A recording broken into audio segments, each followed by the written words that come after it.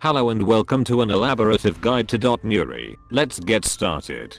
For those of you that don't know what Nuri is, it's a series of platforming challenges which can be accessed by buying a Nuri Warp Capsule at Dora's shop in Elias. These can be accessed at any level, however it is recommended you at least obtain some sort of dash skill first, and you preferably should have a decent ping. Otherwise this whole process may be frustrating for most of you. There are 7 levels of Nuri in total, and while it may seem so, they are not in order based on difficulty. An important thing to note about Nuri is that if you get hit by any of the various unkillable enemies in the levels, or if you fall into a pit, you'll be teleported to the entrance. The goal is to merely get to the exit, which is typically on the right side of the map. Here's various tips and rundowns of each level. Level 1 is a walk in the park. There aren't many tips to this level as even a blind deaf crippled toddler can do it. Just simply utilize your double jump and dash skills to cover large gaps and enemies. If you're unable to beat this level in under 3 minutes, I suggest you either A. Move out of fucking Australia so you don't have a 350-year delay on your movement, or B. Get good at platforming, kiddo. Level 2 is more of the same, but has some more picky platform placement. There's also a new enemy on this level called a hedgehog. These spiked losers will jump at random times, so be careful when jumping over them. Level 3 is where we start getting into bullshit territory. This level has various pits you must jump into to progress. Some will take you forward, and some will send you to your death.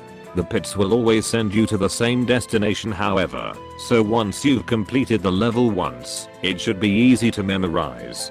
Another hazard to look out for is the Cannonball Boys.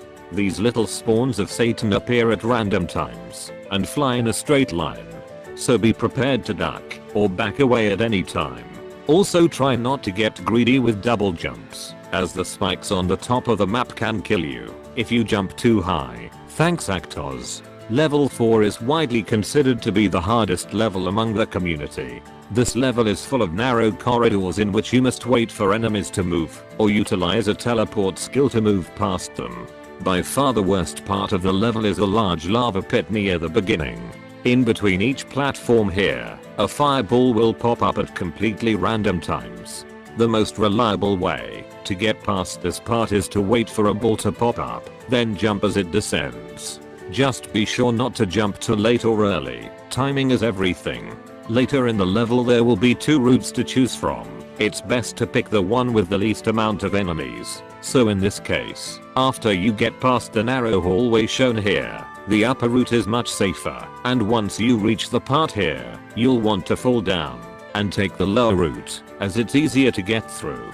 The key to this level is patience. Try not to rush anything, or you'll just keep questioning your sanity. Level 5 is a breath of fresh air after the hellhole that was level 4.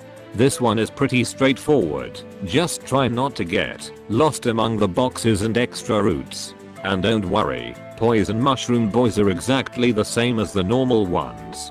Level 6 is also quite straightforward, but has strict enemy placement in some places, so just try not to take leaps of faith. If you're having trouble seeing enemies, try hiding pieces of the UI, or increasing your resolution under the options menu. Level 7 is just as easy as level 1.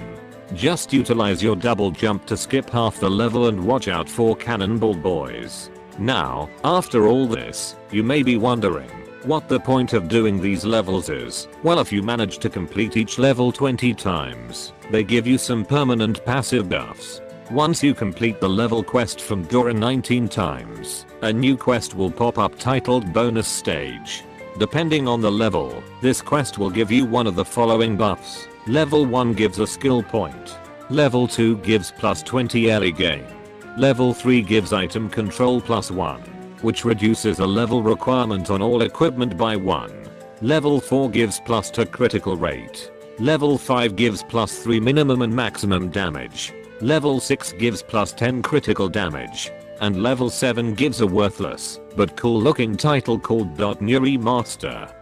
Each level also gives a different 30-minute buff when you complete the quest for it. However, they aren't very useful as the buffs disappear when you enter dungeons. Thanks again Actos. Now if Nuri is still too difficult for you, even after watching this incredibly useless video, there's an optional toy hammer skill you can buy in the fashion shop. This skill can stun any enemy in Nuri, except Cannonball Boys and Muscle Boys for a few seconds. While an enemy is stunned, they can't move and can't kill you, so you're free to walk over them. And another option for the incredibly lazy is Nuri Warp Potions, which can be obtained by exchanging in royal tickets. These bottled mistakes simply teleport you to the exit of each level. But if you already had access to these, there wouldn't be much of a point to watching this video. That should cover most of the information regarding Nuri. Thanks for watching, and remember, don't forget the quest.